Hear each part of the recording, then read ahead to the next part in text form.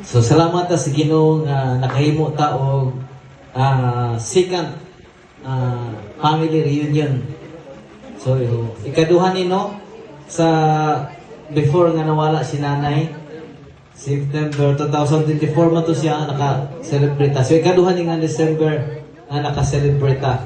So nindot kayo nga sa atong tema we stand as one family. So importante yun nga naagyo tayo panighusa kay dili lang sa family nga managhiusa kundi lakip sab diha sa pag-alagad sa Dios maghiusa po ta diha sa pag-alagad sa tungod kay importante ni we are one destination, we are one usa lang atong padungan. So muna nga importante gyud nga maghiusa ta.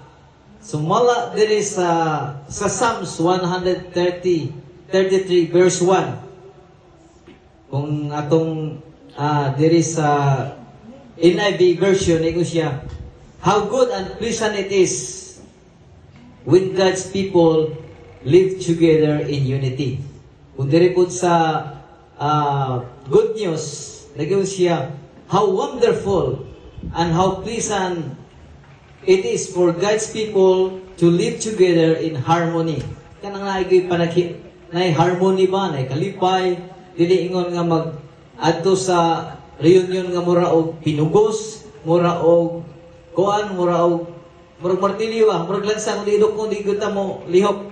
Diri po sa King's version ingon siya, behold how good and pleasant it is for brethren dwelleth together. So nindot kayo no kung ang katawhan sa Dios di lang pamilya sa atong mga ginikanan, Ponciano o Beatriz Ado, malipay sila nga kita nagkahiusap.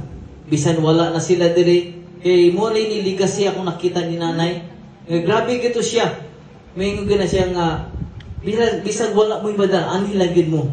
So atong makita iyang legacy nga gusto gud siya nga ang iyang mga anak, iyang mga apo